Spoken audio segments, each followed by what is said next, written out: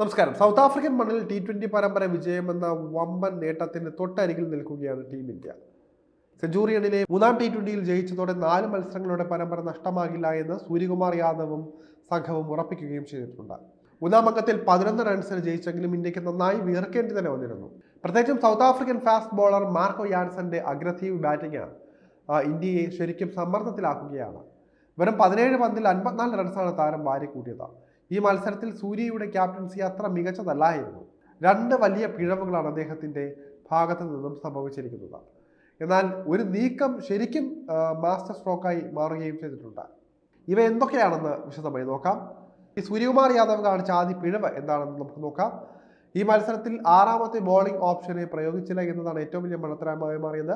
5 പേരെ മാത്രമേ അദ്ദേഹം ബോളിങ്ങിന് പരീക്ഷിച്ചുള്ളൂ. ഹർഷ്ദീപ് സിംഗ്, ഹർദിക് പാണ്ഡ്യ, അക്ഷർ പട്ടേൽ, വരുൺ ചക്രവർത്തി, രവി ബിഷ്ണോയി എന്നീ 5 പേരും 4 ഓവർ ക്വാട്ട വീതം പൂർത്തിയാക്കുകയും ചെയ്തിരുന്നു. ആവേശ് ഖാനെ ഒഴിവാക്കിയതോടെ 2 ഫാസ്റ്റ് ബോളർമാർ മാത്രമേ ഇന്ത്യൻ നിരയിലുണ്ടായിരുന്നുള്ളൂ. ഒരാൾ ഹർഷ്ദീപ് ആയിരുന്നെങ്കിൽ മറ്റൊരാൾ ഹർദിക്കുമായിരുന്നു. ഈ കളിയിലൂടെ അരങ്ങേറിയ താരമാണ് ഓൾറൗണ്ടർ കൂടിയായ രമൺദീപ് സിംഗ്. 1-2 ഓവറുകളിലെങ്കിലും ബൗളിങ്ങിൽ അദ്ദേഹത്തെ സൂര്യയ്ക്ക് പരീക്ഷിക്കാമായിരുന്നു. സെഞ്ചുറിയനിലെ സാഹചര്യങ്ങൾ ബാറ്റിങ്ങിന് വളരെയധികം യോജിച്ചതാണെന്ന് തന്നെ പറയാം. എങ്കിലും സീം ബൗളിംഗ് ഓൾറൗണ്ടറായ രമൺദീപ് സിംഗിന് ബൗളിങ്ങിൽ എന്ത് ചെയ്യാൻ സാധിക്കുമെന്നത് കണ്ടു തന്നെ അറിയണം. പക്ഷേ സൂര്യ അതിന് തയ്യാറായില്ല. ഈ തരത്തിലുള്ള സീം ബൗളിംഗ് ഓൾറൗണ്ടർമാരെ പരീക്ഷിച്ചു നോക്കാൻ ഇന്ത്യക്ക് അധികം അവസരങ്ങൾ കിട്ടിയില്ല. മൂന്നാം T20യിൽ വലിയ സ്കോർ നേടിയതിനാൽ തന്നെ സൗത്ത് ആഫ്രിക്ക അത് ചെയ്യാൻ സാധിക്കില്ല എന്ന് ഏറെക്കുറെ ഉറപ്പായിരുന്നു. ഒരു ഓവറെങ്കിലും രമൺദീപ് സിംഗിന് ഇന്ത്യ തീർച്ചയായും നൽകാമായിരുന്നു എന്നാണ് പറയാനുള്ളത്.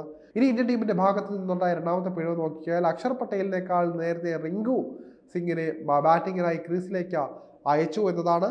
13ാം ഓവറിന്റെ അവസാനത്തോടെയാണ് ഹർദിക് പാണ്ഡ്യ പുറത്തായത്.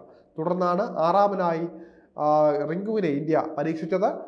പകരം അക്ഷറിനെ ആയിരുന്നു അയക്കേണ്ടിയിരുന്നത്.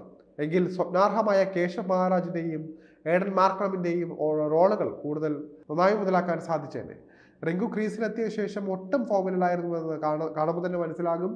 13 പന്തിൽ നിന്നും 4ഓ 6ഓ ഒന്നും എടുക്കാതെ 8 റൺസ് മാത്രമേ അദ്ദേഹം നേടിയിട്ടുള്ളൂ. പകരം അക്ഷർ ബാറ്റ് ചെയ്തിരുന്നുവെങ്കിൽ കുറെ കൂടി മികച്ച ഇമ്പാക്റ്റ് ഉണ്ടാക്കാൻ കഴിയുമായിരുന്നു. 2 അബദ്ധങ്ങൾ സംഭവിച്ചുവെങ്കിലും ഇന്ത്യയുടെ ഒരു നീക്കം മാസ്റ്റർ സ്ട്രോക്ക് തന്നെയായിരുന്നു. ടീമിനെ കളി ജയിപ്പിച്ചതും അതുതന്നെയാണ്. നായകൻ സൂര്യകുമാർ യാദവിന് പകരം യുവ ഓൾറൗണ്ടറായ ഈ റോളിലേക്ക് പ്രൊമോട്ട് ചെയ്ത നീക്കമാണ് ഇപ്പോൾ ചർച്ചയായിരിക്കുന്നത്. കന്നി സെഞ്ചുറിയുമായി താരം ഇന്ത്യൻ ബാറ്റിംഗിലെ അമരക്കാരനുമായി മാറുകയും ചെയ്തു. 56 പന്തുകളിൽ നിന്ന് 8 4ഉം 7 6ഉം അടക്കം പുറത്താകാതെ 107 റൺസാണ് തിലക അടിച്ചെടുത്തത്. 3ാം നമ്പറിൽ കളിക്കാൻ അവസരം നൽകണമെന്ന് തിലകൻ നേരത്തെ തന്നെ അഭ്യർത്ഥിച്ചിരുന്നതായും ഈ കാരണത്തിലാണ് ഈ റോൾ നൽകിയതെന്നുമാണ് മത്സരശേഷം പറയുകയും ചെയ്തിരുന്നത്. തന്റെ ഫേവറേറ്റ് ബാറ്റിംഗ് പൊസിഷൻ ആയിരുന്നിട്ടും യുവതാരമായ തിലകിന് അദ്ദേഹം അത് വിട്ടു നൽകാൻ തയ്യാറായത് എന്തായാലും പ്രശംസിക്കേണ്ട കാര്യം തന്നെയാണ്.